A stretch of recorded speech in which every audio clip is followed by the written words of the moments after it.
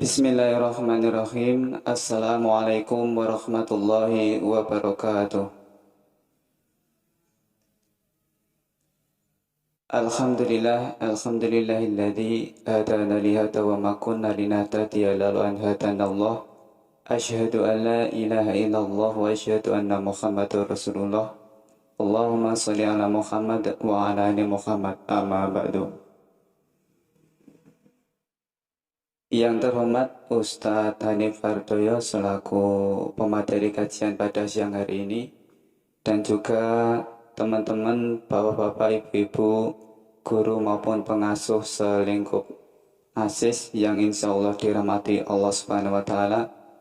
Yang pertama-tama dan yang paling utama, marilah kita selalu senantiasa memanjatkan puja dan puji syukur atas kehadirat Allah Subhanahu wa Ta'ala, di mana atas limpahan rahmat hidayahnya kepada kita semua, sehingga pada kesempatan siang yang berbahagia ini kita diperkenankan oleh Allah Subhanahu wa Ta'ala untuk bermuhajah atau bertatap muka kembali, yaitu dalam acara kajian rutin yang dimana alhamdulillah bahwasanya selepas Ramadan ini merupakan kajian perdana.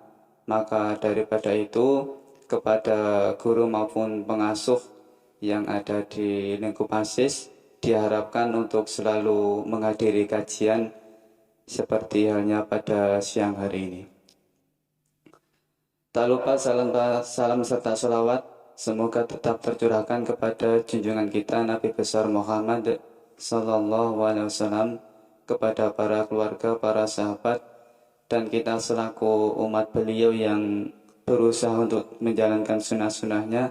Semoga besok di Yaumul Qiyamah atas izin Allah Subhanahu wa Ta'ala kita mendapatkan syafaatnya. Amin.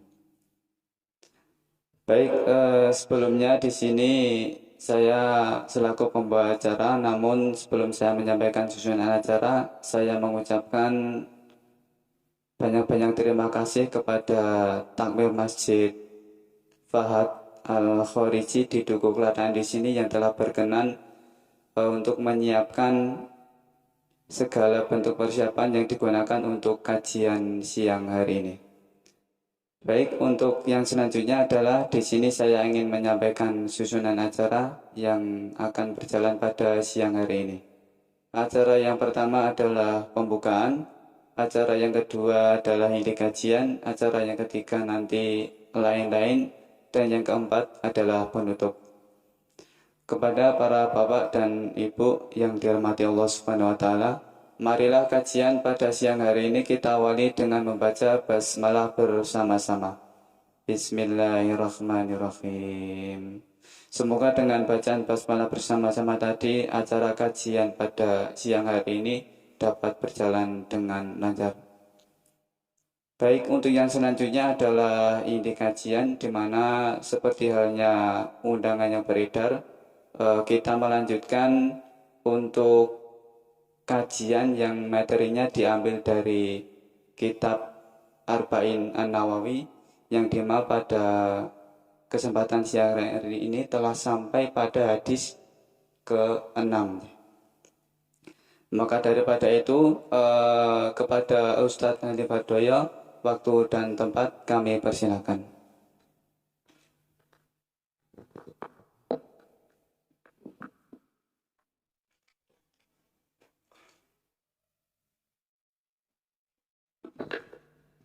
Assalamualaikum warahmatullahi wabarakatuh.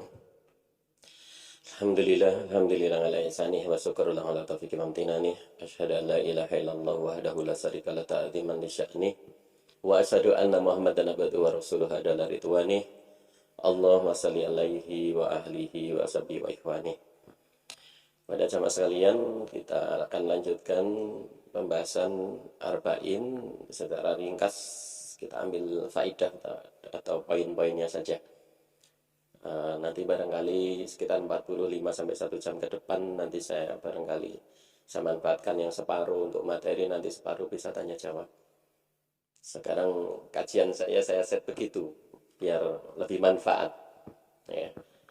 Jadi ketemu sesasi pisan ini maksimal gitu. Tapi kemarin sudah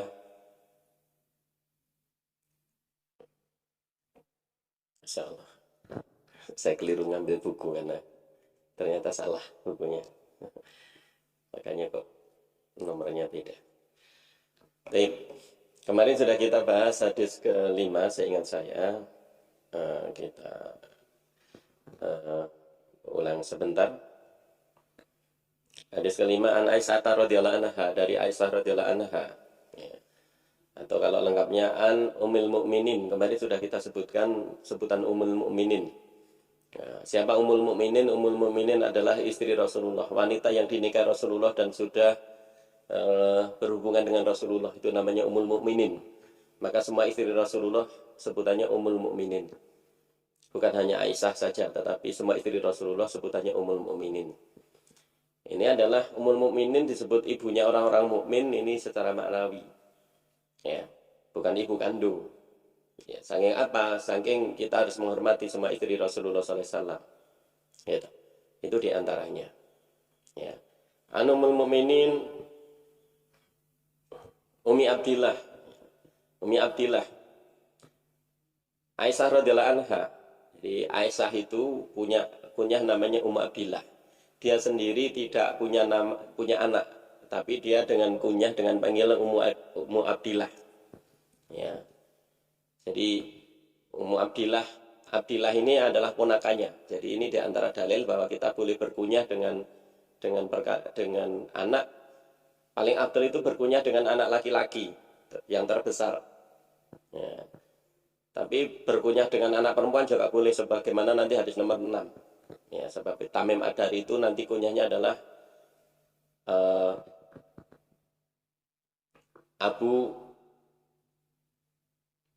nanti Tamim Ad-Dari Abu Ruqayyah. Jadi ini nama sebutan. Sebagian ulama mengatakan kunyah ini adalah sunnah. Dengan kunyah sinten? Sudah pakai kunyah belum? Abu siapa gitu ya. Jadi Abu siapa atau Ummu siapa? Gitu. Dan sekali lagi ini Aisyah radhiyallahu anha tidak punya anak. Meskipun namanya Ummu Abdillah. Tapi Abdillah itu adalah anak ponakannya. Ya. Jadi anak ponakannya. Ya, anak kakaknya. Anak kakaknya. Ya. Kita lanjutkan di sini. Kemarin sudah kita jelaskan satu prinsip. Dia berkata, Qala Rasulullah sallallahu alaihi wasallam, man ahdatsa fi amrina hada ma laysa minhu fawaradun. Barang siapa yang membuat perkara yang baru dalam urusan agamaku ini yang tidak ada asalnya dari agamaku tersebut, maka tertolak. Raddun. Mardud itu bukan hanya tidak diterima oleh Allah tetapi berdosa. Bukan hanya sekedar tidak berpahala tapi bahkan berdosa. Dan ini yang disebut bid'ah. Man ahdasa. Ahdas adalah perkara yang baru. Man ahdasa fi amrina. Apa urusannya Rasulullah fi amrina? Apa amarnya Rasulullah adalah urusan agama, bukan urusan dunia. Segala sesuatu yang baru dalam urusan agama ini yang tidak ada contohnya, maka tertolak. Kalau dia tidak membuat dalam riwayat lain, ini riwayat Bukhari dan Muslim, ya. Adapun di sini disebutkan ya, dalam riwayat Muslim nanti lafadznya adalah man amila. Jadi membuat sendiri ya nanti termasuk bid'ah kalau dalam urusan agama, tapi nggak membuat sendiri kalau dia melakukan sesuatu yang baru cuma ikut-ikut nanti juga termasuk bid'ah, juga tertolak. Makanya selain itu ada lafadz man amila amalan laisa alaihi amruna fahuwa raddun. Ya.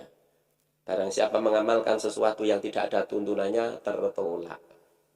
Gitu ya. Dan itu yang disebut bid'ah. Maka bid'ah itu kemarin sudah kita jelaskan, bid'ah itu adalah bisa jadi sesuatu yang sama sekali tidak ada tuntunannya, sama sekali nggak ada dalil perintahnya. Ya. Misalnya sholat raghaib, ya, pernah dengar ya? Apa sholat raghaib? Sholat di malam Jumat antara maghrib, setelah maghrib sampai ngisak, pokoknya antara maghrib sampai ngisak pada Jumat pertama bulan Rajab. Nah, itu namanya sama sekali nggak ada tuntunannya, itu bid'ah dan itu tertolak.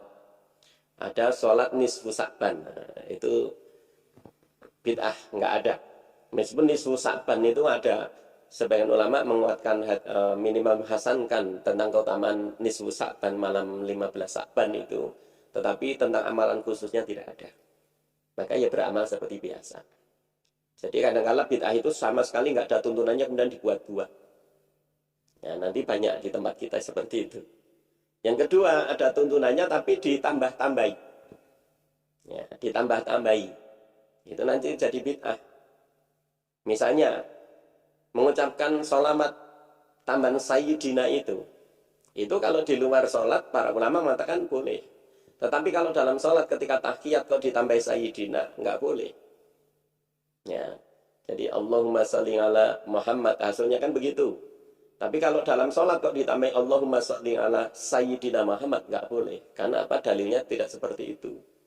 Kalau di luar sholat, sesuatu yang sholawat, para ulama mengatakan ini perkara yang longgar, nggak masalah. Tambah Sayyidina, gitu. Itu berarti nambah-nambahi, gitu. Atau nanti ngurang-ngurangi.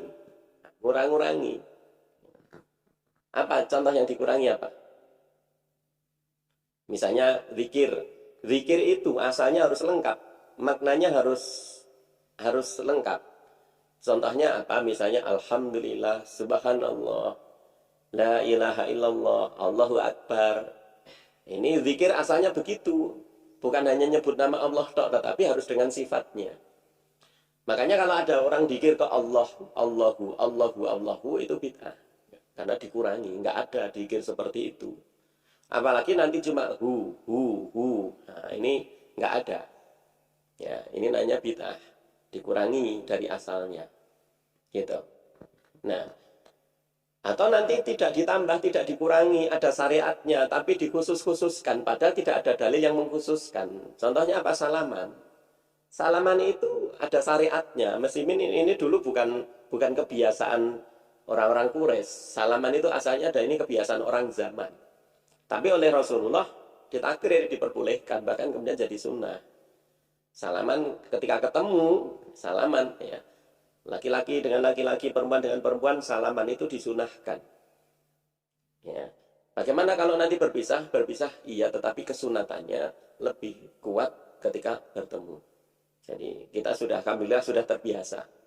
Dan salaman itu biasa saja. Ya, salaman ya biasa saja, gak perlu gaya aneh-aneh. Karena sebagian orang salaman gayanya aneh-aneh. Ya, itu nggak ada, apalagi salaman gini, nggak ada. Itu ya, salaman ya gini, muwasafah. Gitu. Salaman. Tetapi mengkhususkan salaman setelah sholat, nggak ada. Ya. Setelah sholat, salaman, nggak ada dalilnya.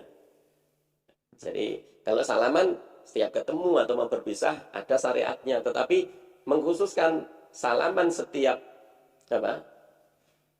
habis sholat, ini nggak ada tuntunannya. Nah, kayak gitu. Ya. Atau sebenarnya, ada syariatnya, tidak ditambahi, tidak dikurangi. Tapi nanti dipindah tempatnya. Ya, misalnya azan itu yang disyariatkan adalah untuk manggil orang sholat. Ya. Atau yang sudah ada syariatnya adalah untuk memberitahu orang ketika masuk waktu fajar. Atau untuk menjelang fajar sodik. Ya. Subuh adanya 2 kali, ada syariatnya. Atau memberi peringatan ketika hari Jumat itu orang disuruh siap-siap. Maka azan Jumat boleh 2 kali. Tetapi secara umum azan, kalau mau sholat azan. Ada kok iqomah gitu ya. Tetapi kemudian nanti ada orang membawa syariat adzan itu dibawa ketika mau menguburkan jenazah. Ya, di kuburan diadzani, ini nggak ada syariatnya, itu bid'ah lagi. Gitu. Ya. Nah, bagaimana kalau adzan untuk bayi yang mau lahir? Ada hadisnya, tetapi hadisnya sendiri diperselisihkan. Menurut sebagian ulama hasan. Ibnu Qayyim al-Jauziyah mengatakan hasan, Syekh bin Baz, kemudian Syekh Utsaimin mengatakan itu hasan, sehingga boleh dipraktekkan.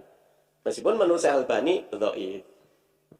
Nah, silahkan mau pilih yang mana kalau sudah begini. Para ulama mengatakan boleh mengadzani anak yang baru lahir. Ya. Adapun tentang iqomah, dalilnya lebih lemah lagi, tetapi tetap dibolehkan. Jadi mengikomai bayi di kuping kiri itu boleh ternyata. Meskipun dalilnya tidak sekuat hadis tentang mengadani bayi ketika lahir. Itu pun hadisnya dipersoalkan. Saya pribadi memang ketika anak saya lahir saya nggak milih itu. Saya mengikuti pendapat Syekh Albani bahwa itu tidak sampai sahih. Karena Syekh Albani pernah mengatakan saya hampir tertipu dengan hadis ini. Beliau pernah punya dua pendapat, dulu dikira hasan, ternyata diteliti lagi dhaif. Tapi nggak masalah, ya.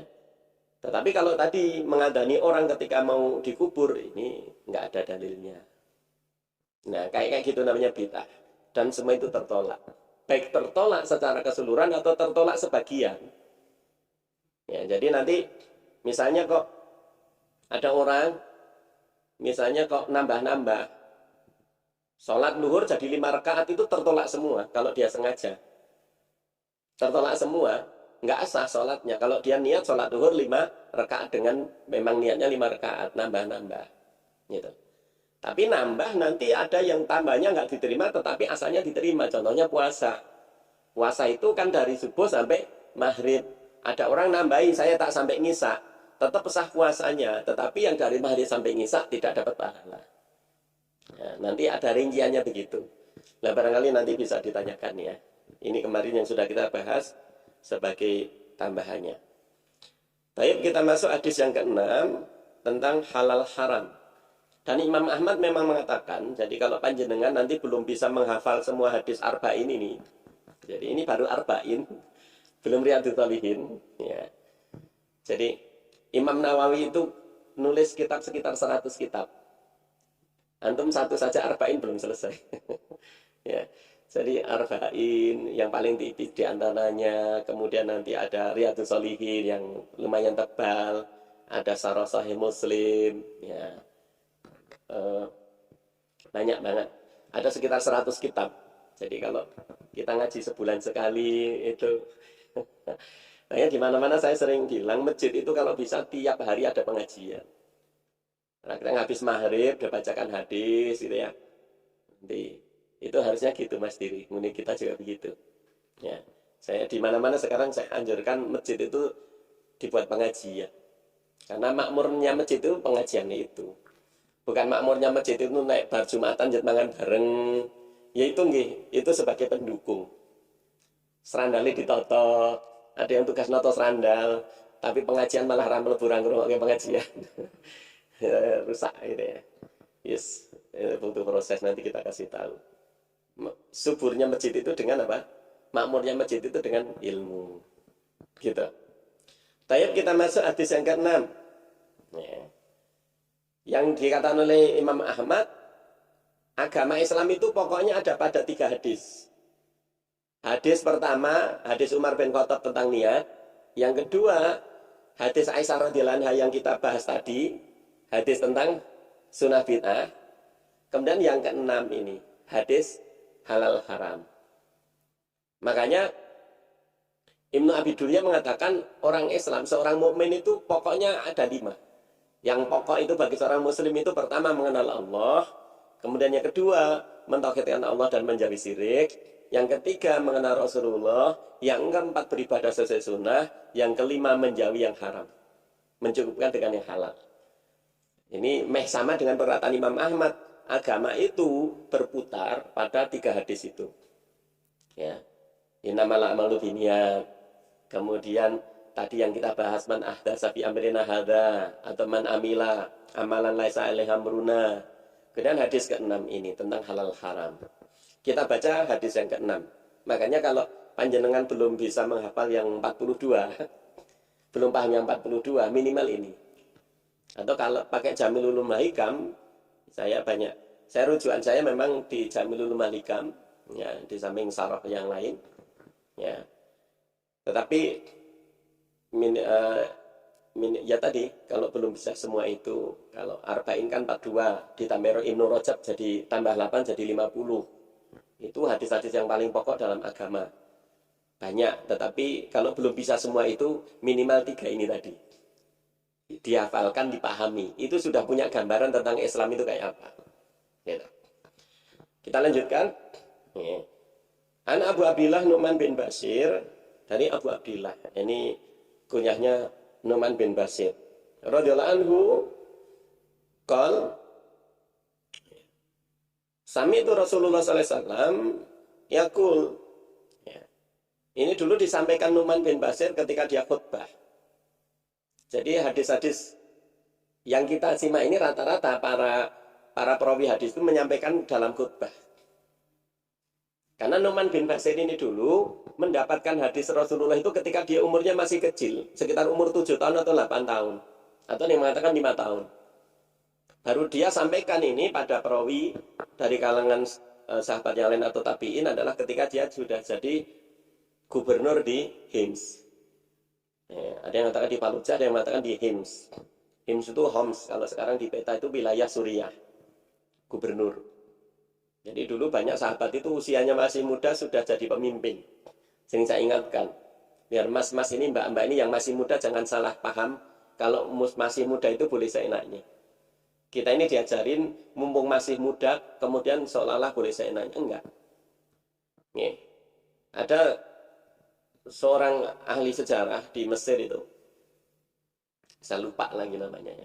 Tapi dia punya kitab yang dia nulis khusus tentang faedah-faedah dalam sirah Nabi. Dia katakan ketika Rasulullah wafat itu, Rasulullah meninggalkan sekitar 3.000 sahabat junior, sigoro sahabat-sahabat yang masih junior. Sekitar 3.000 sahabat yang usianya 20 tahun ke bawah, tapi sudah punya kualifikasi sebagai pemimpin. Jadi usianya 14 tahun, 15 tahun, tapi nek disuruh jadi presiden sudah bisa. Itu hebatnya pendidikan zaman Rasulullah dulu. Sekarang anak-anak umur 14 tahun bisa apa? Ngegame. Ngegame karena njaluk duit. Ya. Dulu anak-anak itu umur 14 tahun, 15 tahun, Rasulullah meninggalkan generasi seperti itu. Makanya barangkali ini mestinya jadi pemikiran kita di Muhammadiyah. Ya.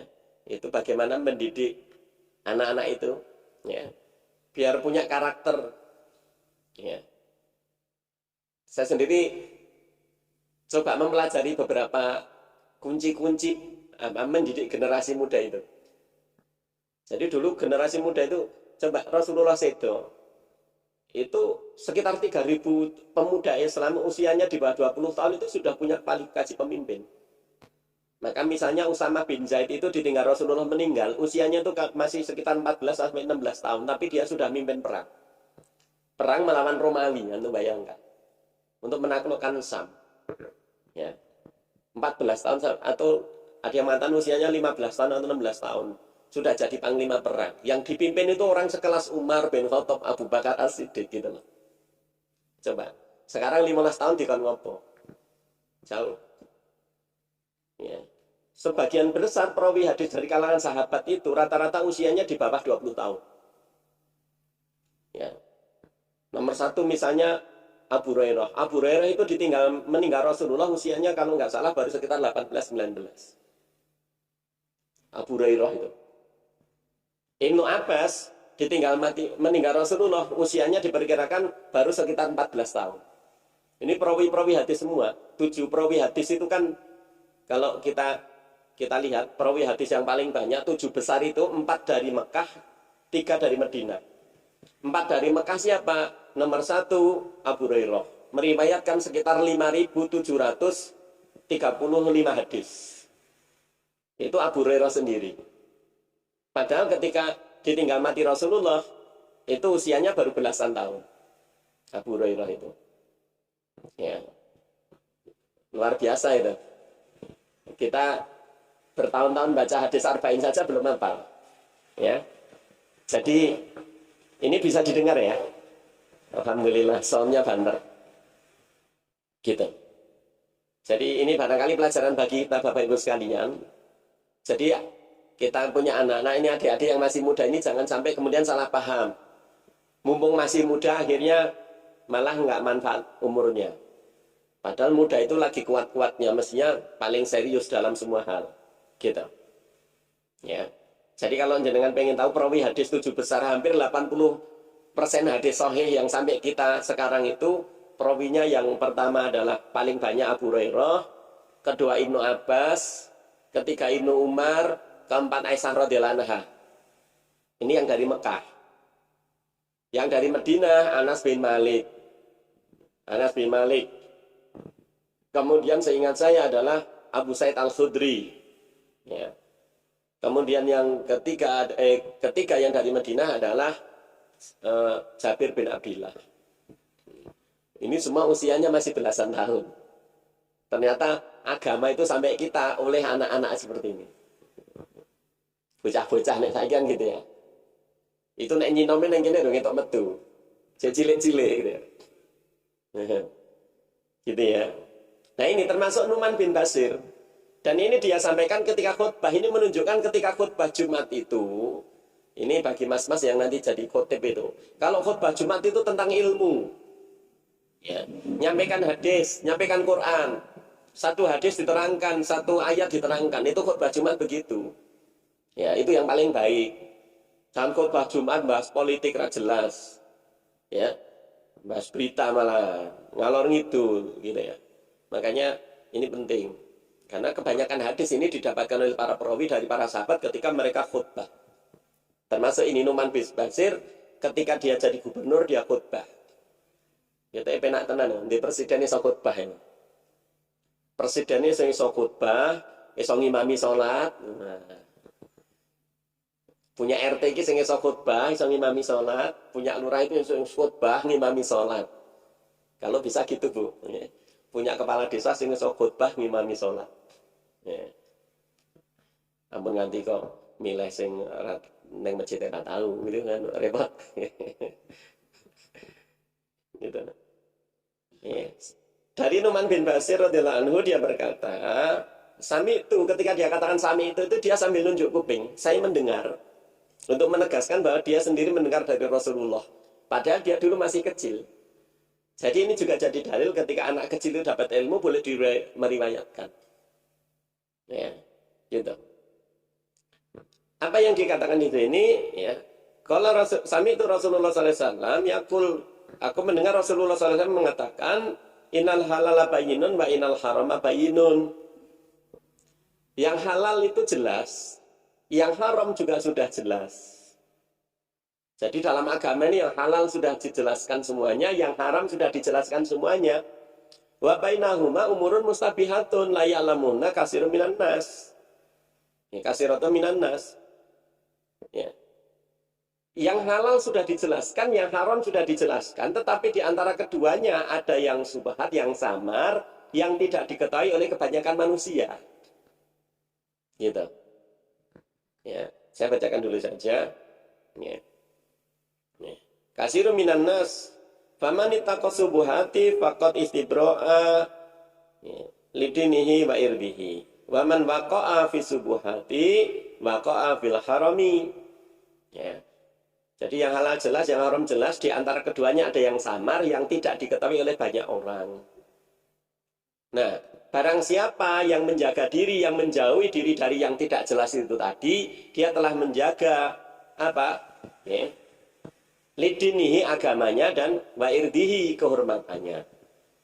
Tapi barang siapa yang mendekati, yang masuk dalam perkara yang subhat, yang tidak jelas tadi, dia masuk dalam yang haram. Dan di sini Rasulullah memberikan contoh yang bagus sekali, ya. Seperti apa? Ya. Ya. Di sini Rasulullah memberikan gambaran karroi yar'a haulal hima yusiku ayarata afihi. Seperti orang yang angon wedhus ini. Jadi orang yang menggembala binatang piaraan, binatang gembalaan, tapi di batas dekat-dekat batas di daerah yang dilarang. Itu pasti nanti hewannya melompat, pasti masuk ke daerah yang dilarang. Gitu. Ini gambaran kalau orang itu dekat-dekat pada hal yang nggak jelas, maka nanti biasanya jatuh dalam yang haram. Makanya Rasulullah mengatakan ya, di sini, ya, ala ketahuilah. Maaf, ala wa inna likulli malikin hima. Sesungguhnya setiap penguasa punya daerah larangan. Ala ketahuilah wa inna himallahi maharimuhu. Dan apa yang dilarang Allah adalah apa yang diharamkannya. Ala ketahuilah wa inna fil jasadi mudghah. Ketahuilah dalam jasad itu ada segumpal daging. Idza salahat salahal jasadu kulluhu. Kalau segumpal daging itu baik, maka baik seluruh jasad. Wa idza fasadat fasadal jasadu kulluhu. Kalau daging itu buruk, maka buruk seluruh badan, seluruh jasad. Apa di sini katakan ala wahya qalb. Ketahuilah itu adalah jantung. Saya ulang lagi. Dalam bahasa Arab, qalb itu jantung secara bahasa biologinya. Bukan hati. Kan kita kalau meleh ayam itu, oh iki hati, iki jantung. Ya. Jantung itu yang untuk memompa darah. Maka kalau disebut qalb, itu bahasa biologinya adalah jantung, bukan hati. Meskipun bahasanya orang Arab nyebutnya qalb, kita terjemah hati. Ya. Tapi secara bahasa biologis sebenarnya adalah jantung. Lebih tepatnya begitu. Ya. Oh iya. Ya, kita ulas sedikit.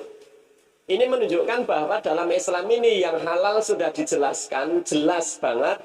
Yang haram sudah dijelaskan dengan bahasa bayyinun. Ya. Jadi bayyinun itu jelas karena dijelaskan. Maka ada istilah bayan. Bayan itu apa? Bayan itu penjelasan dengan ini loh. Pengumuman itu namanya bayan, diumumkan. Bayan, dijelaskan namanya bayan. Maka halal haram itu sudah bayinun. Karena apa? Dijelaskan sampai jelas. Maka kalau di Jatinam ada namanya Pak Bayan. Itu tukang jelas, tukang umum harusnya. Nah, namanya bayan. Kita ngomong sesuatu, menjelaskan sesuatu itu namanya bayan. Makanya orang Arab kadang-kala mengatakan inna minal bayani la sihrun. Sesungguhnya di antara bayan penjelasan itu bisa jadi sihir. Kayak sales itu loh. Sales itu orang nggak niat beli, dijelaskan jadi beli. Karena apa? Tersihir. Gitu. Makanya ada ungkapan inna minal bayani la sihrun. Sesungguhnya di antara penjelasan itu bisa jadi sihir. Lah kalau kita menjelaskan agama baik, kita bisa menyihir orang biar orang paham, senang dengan kita, itu bagus. Ya, tapi kalau seperti sales, saya juga pernah itu. Ya ditengin-tengin istri, kayak ngono kok dituku. Jadi begitu ya. Yang halal jelas, yang haram jelas. Agama ini secara syariat ada halal, ada haram. Ya, dan semua sudah dijelaskan. Apa yang dimaksud halal haram di sini, kebanyakan para ulama, halal haram itu masuknya adalah pada makanan, minuman, dan akot-akot. Ya, makanan, minuman, dan akot-akot. Itu namanya halal, terutama di situ. Ya. Jadi, halal itu apa? Sesuatu yang dibolehkan secara syariat, namanya halal. Haram itu adalah sesuatu yang diharamkan oleh syariat. Kalau dilanggar dosa namanya haram. Semua sudah dijelaskan, tetapi di antara dua itu ada yang nggak jelas. Tapi nggak jelasnya bukan karena belum dijelaskan, nggak jelasnya karena orangnya yang nggak tahu. Maka dikatakan layak lamuhunna kasirum minan nas. Di antara yang jelas-jelas ini, yang halal, yang haram, yang sudah jelas ini, ada yang samar. Karena apa? Karena orangnya yang nggak tahu. Maka orang itu semakin pintar nanti agama ini jelas.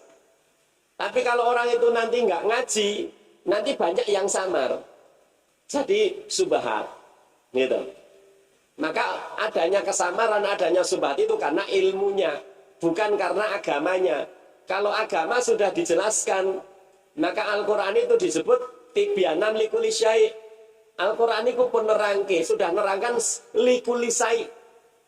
Disebut syai'un berarti nakiroh. Apa? Semuanya. Likuli, bahkan disifati likuli semua. Quran itu tibyanan likuli syai'. Quran itu sudah menjelaskan semuanya. Nah, jadi jenengan mau cari apa saja, ya hukum-hukum itu dalam Al-Quran sudah jelas. Gitu nggih. Jadi kalau kok ada nggak jelas karena kita yang bodoh. Gitu loh. Kok kita bingung, ya. Mungkin karena ilmu kita yang kurang, tapi orang itu kalau semakin berilmu nanti semakin paham, jelas semuanya nanti. Gitu. Ya. Maka itu yang disebut samar. Maka kita kaidahnya jangan deket-deketi yang samar ini, yang belum jelas, kita jauhin. Karena kalau orang itu mendekati yang tidak jelas, nanti jatuh dalam keharaman. Gitu. Ya. Nah, sesuatu yang tidak jelas itu sebabnya apa? Pertama, ya, sesuatu yang tidak jelas itu asalnya jelas, tapi karena orang nggak tahu ilmunya, nggak tahu dalilnya, sehingga nggak jelas. Bahkan bisa disalahpahami. Contohnya tadi. Ya. Nikah antara sepupu. Ya. Kakang adi di anak besan. Parang mboten, Bu. Si A kali si B niki kakang adi. Si A di anak lenang, si B di anak wedok. Ya niki dinikahke besanan itu mboten? Boleh enggak? Boleh, itu secara syariat boleh karena sepupu bukan mahram. Nggih. Jadi jenengan kali besan kali Budi Sodiah boleh. Nek ngerso, itu enggak apa-apa. Karena putrane jenengan kali putrane Budi Sodiah itu bukan mahram. Neng sing ra ngerti rumangsane ra itu. Mesti rata-rata jenengan ngirane ra itu. Padahal itu secara syariat boleh. Sepupu bukan mahram. Nek ten mriki sepupu niku, nggih, nak ndulur niku rumangsane mahram. Lenang wedok do boncengan nyang dindi. Mergo sedulur nggih niku sedulur tapi bukan mahram. Makanya sepupu boleh nikah. Kakak beradik boleh besan. Kakak adik kandung itu boleh besan. Pripun? Lah ini kan perkara jelas dalam syariat. Tapi banyak yang nggak tahu. Rumangsane ra itu. Niki contoh loh. Niki perkara gampang, ning akeh sing ra ngerti. Nggih. Dadi ada sepupu mau nikah wong tuane ra itu. Salah niku. Nggak apa-apa. Ya. Nanti masih banyak lagi munculnya subhat karena apa? Nggak tahu ilmunya. Ya. Contoh, napa meleh? Musik. Napa rokok? Rokok niku halal napa haram? Tulisannya jelas kok membunuhmu loh. Neng mboten oke sing ora ngerti nek rokok niku haram. Padahal rokok haram. Dalile Kanjeng Nabi dawuh la dharara wa la dirara. Tidak boleh membahayakan diri sendiri dan orang lain. Berarti haram. Ning kathah tiyang Islam ora ngerti nek rokok niku haram. Nggih napa nggih? Nggih. Wong imam masjid aja udut kok. Nggih. Sing tukang khotbah udut. Ini kan berarti nggak paham. Nggak disambi. Jadi gitu. Ya. Atau kadang-kala sesuatu itu jadi subhat karena memang ada perbedaan pendapat di kalangan para ulama. Itu kadang-kala membingungkan. Nih, kadang-kala membingungkan. Contohnya baru saja saya ditanya. Tadi ngaji di Terucuk pagi aja pagi. Itu ada yang tanya, nih, Mas, bagaimana hukum sholat suruk? Sing Kanjeng Nabi dawuh man sholat, man sholat subahi, barang siapa sholat subuh, fil masjid, di dalam masjid, napa? Bijamaatin dengan jamaah, kemudian dia duduk untuk apa? Zikrullah, untuk zikir pada Allah, hatta tulis samsi, sampai kemudian matahari itu terbit, maknanya matahari itu sudah meninggi, kemudian dia sholat 2 rakaat, dikatakan Rasulullah, dia mendapatkan pahala seperti haji dan umroh, tamat, sempurna. Jadi sholat subuh dan masjid, sholat subuh dan masjid, dan ini mboten lunga sik, zikir, maca Quran apa pengajian, nganti matahari terbit, nganti suruk, tambah 15 menit lajeng sholat 2 rakaat itu ganjaran haji dan umroh sempurna. Ngeten. Nih. Niki nyuwun sewu. Kula diceritani nek pengajiane rencang-rencang MTA ngendika hadise dhaif.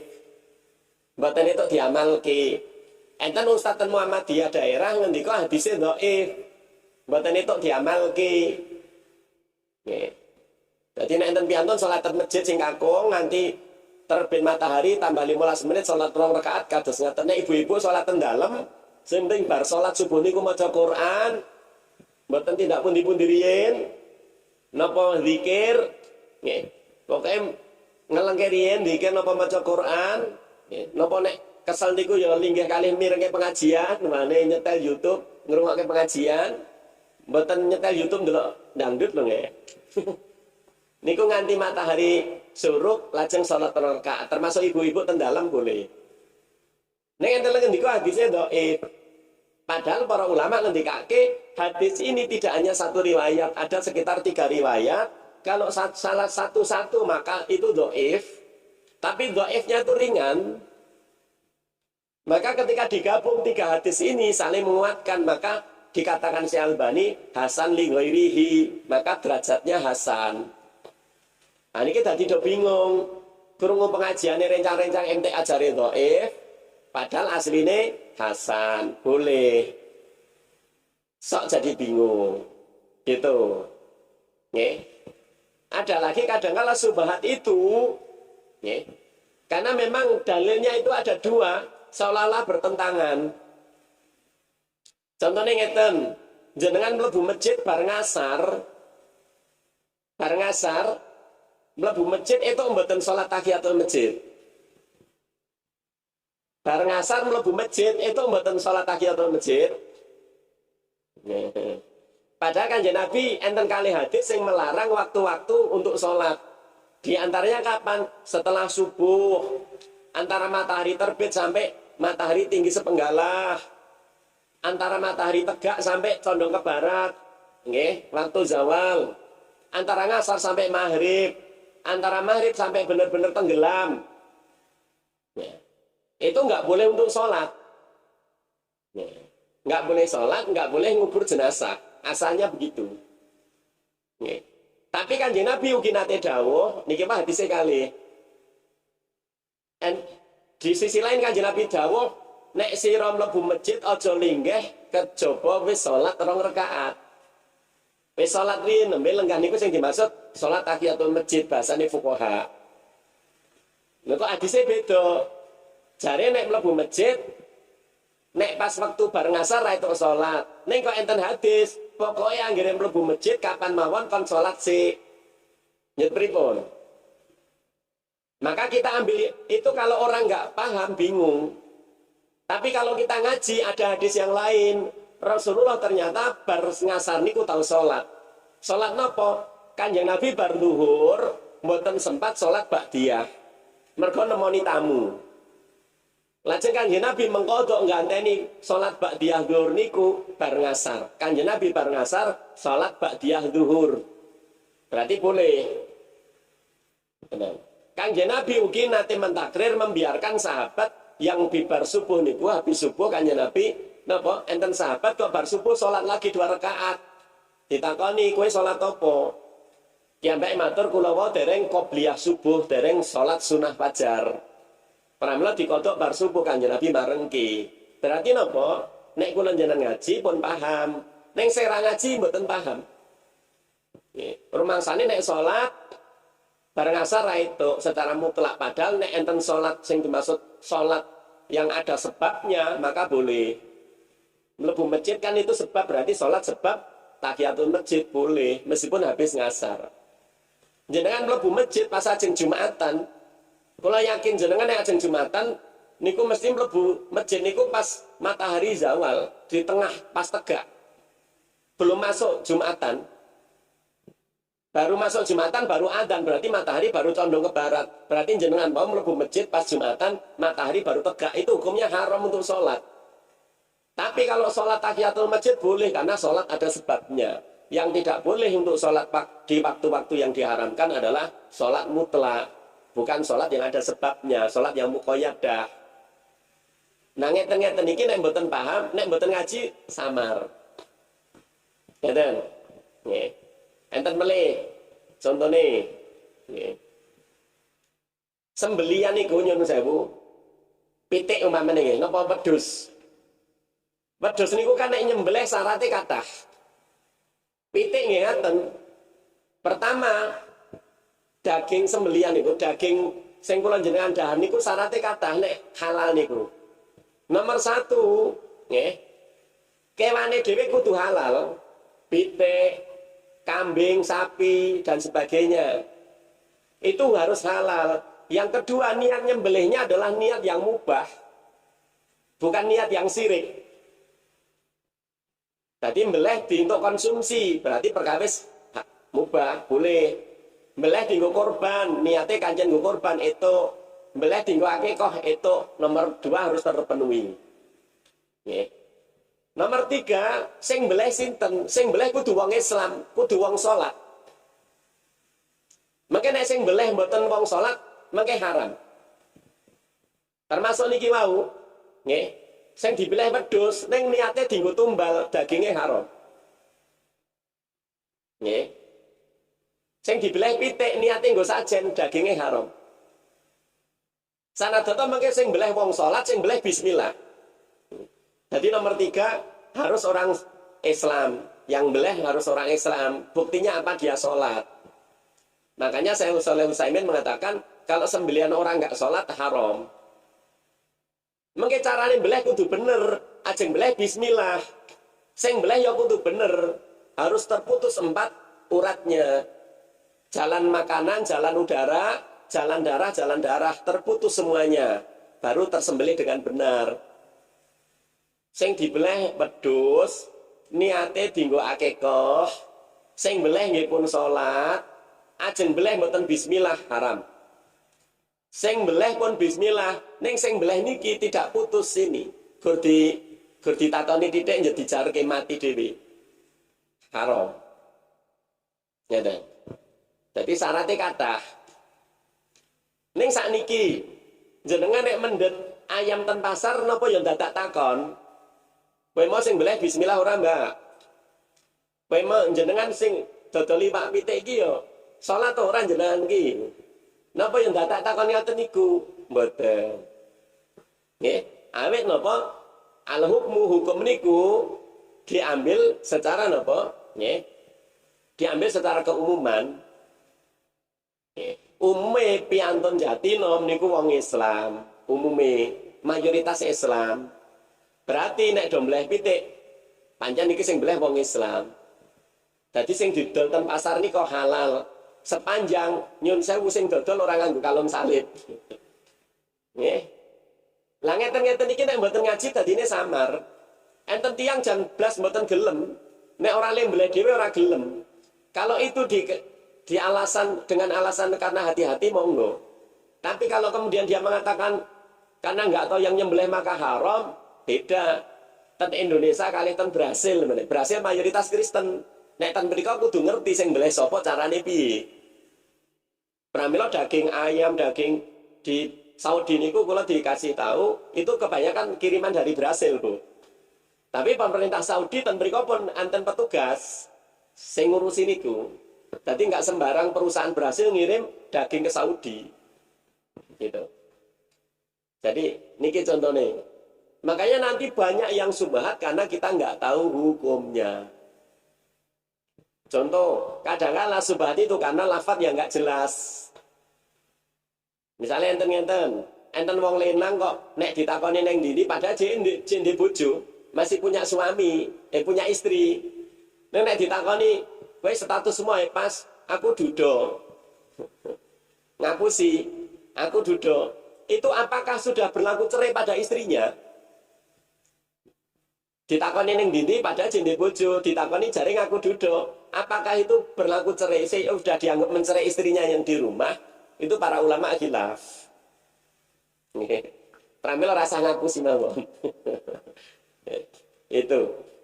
Ada lagi Misalnya ada seorang laki-laki mengatakan pada istrinya, kamu haram untukku.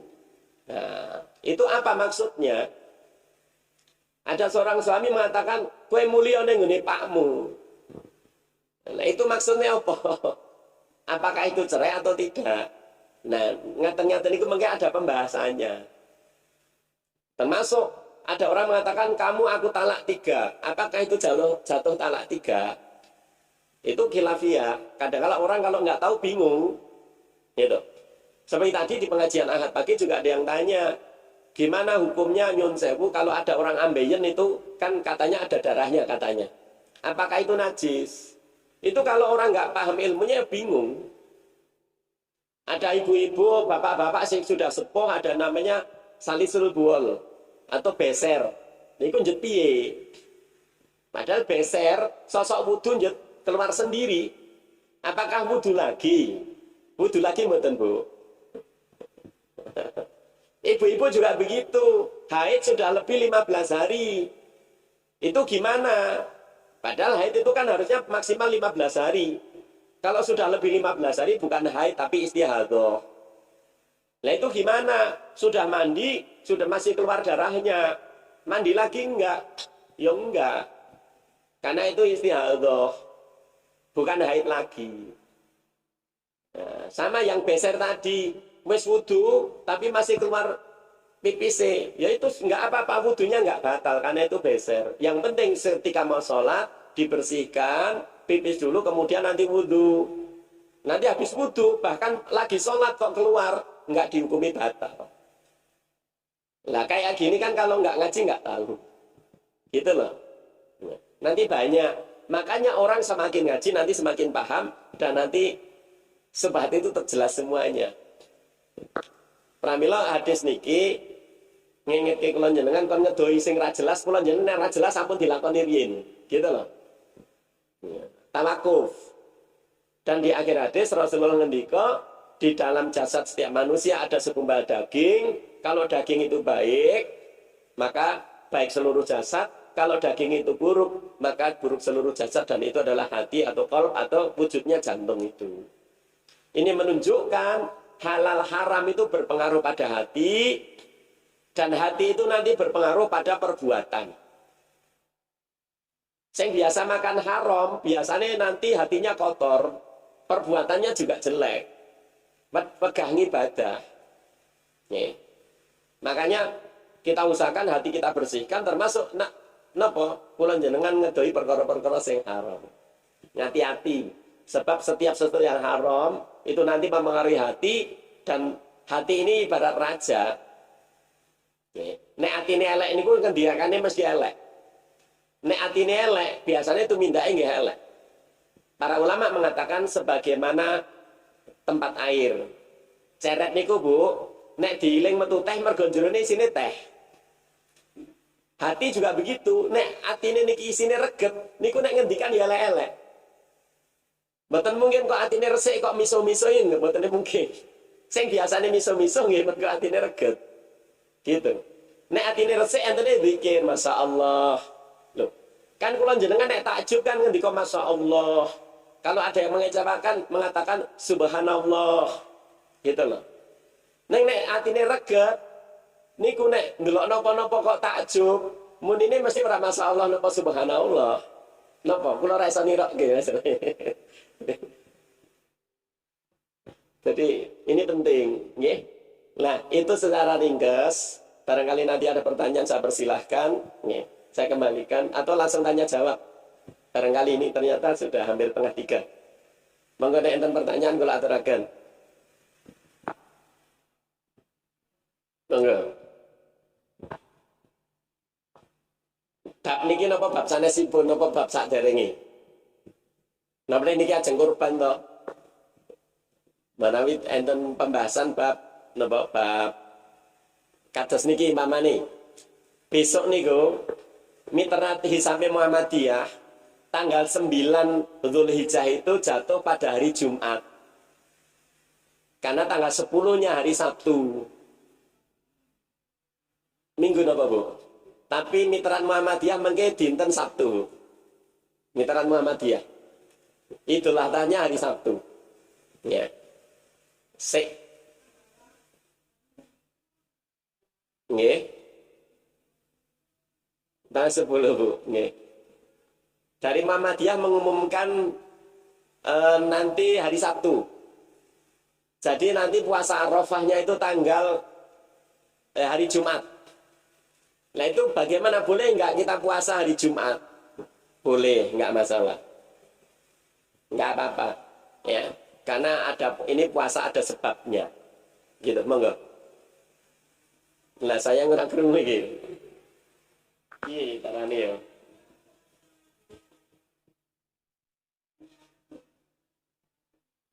Puasa Syawal itu Syawal dulu atau nyaur dulu? Ya. Tergantung. Para ulama mengatakan afdolnya sebaiknya nyaur dulu karena nyaur ini statusnya wajib. Ya, baru puasa Syawal. Tetapi kalau dikhawatirkan malah tidak bisa puasa Syawal karena Syawal itu terbatas hanya sebulan, sedangkan nyaur masih ada waktu yang lain, boleh puasa Syawal dulu. Nggak apa-apa. Ini soal afdoliyat saja, gitu. Nge?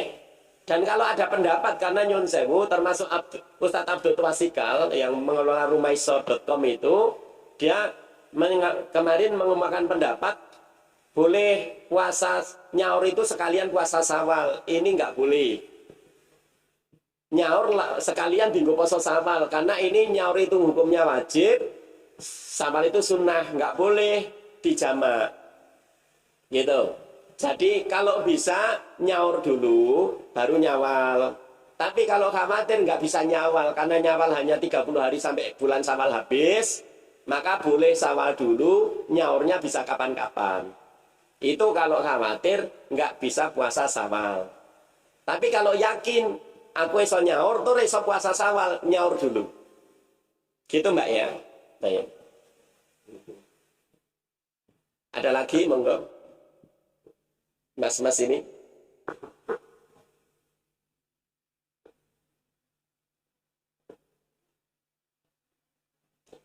Monggo, dari sini, Mbak-mbak, ada pertanyaan?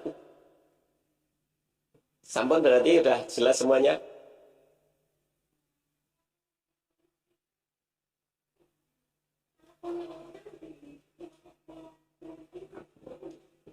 Nyaur utang di paske Senin Kemis, kalau niatnya puasa Senin Kemis untuk nyaur utang nggak boleh.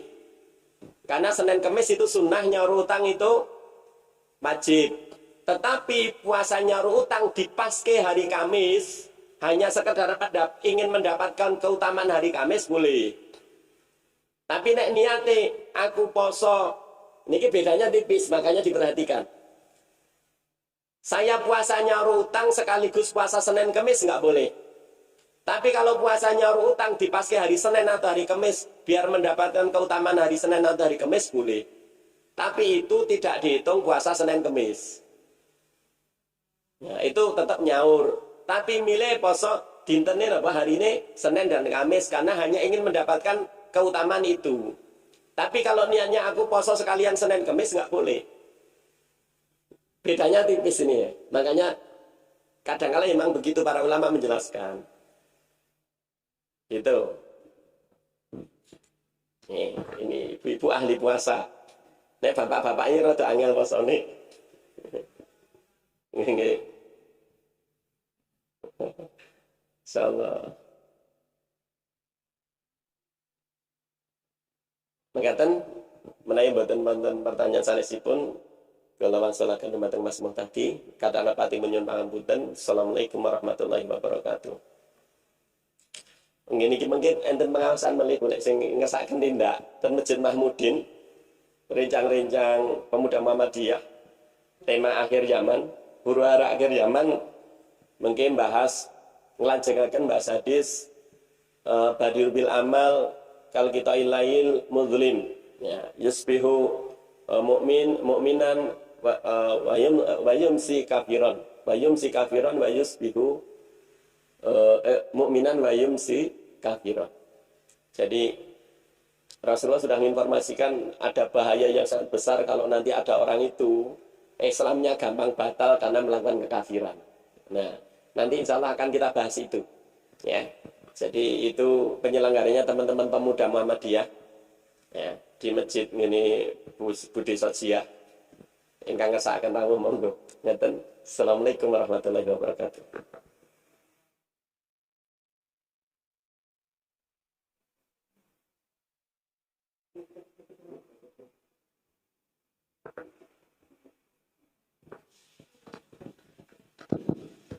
Nggih, jazakallah khair kepada Ustadz Hadi Fardoyo yang telah menyampaikan materi hadis arba'in pada siang hari ini. Baik, untuk yang selanjutnya yaitu adalah acara lain-lain. Mungkin untuk infaknya dapat berapa ya, Bu? 60? 68. Nggih, alhamdulillah bahwasanya untuk infak pada siang hari ini mendapatkan Rp68.000. Terus untuk berkaitan dengan tempat yang untuk pengajian santri besok gimana, Bu? Insya Allah bisa, nggih. Nggih.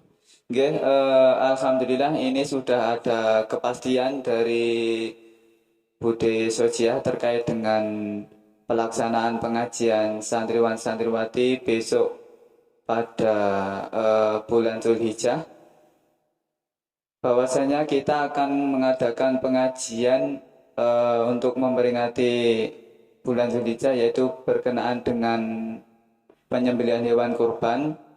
Terkait dengan kepesertaannya mungkin besok saya list dulu per TPK, jadinya untuk besok terkhusus dengan PH atau pengurus harian diharapkan untuk menghadiri rapat karena akan diadakan program agenda kita yaitu pengajian di bulan Dzulhijjah besok itu. Mungkin dari Mas Siri ada tambahan?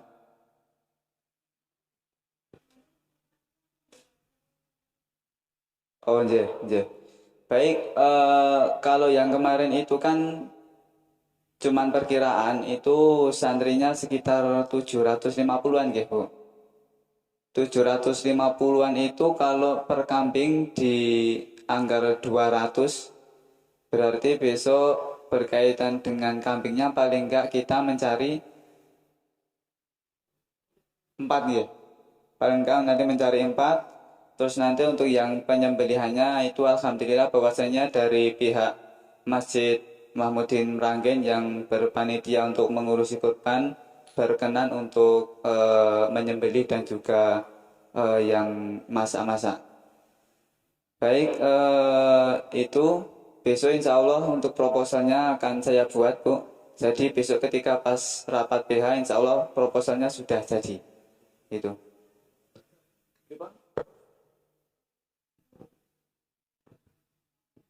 Ustadznya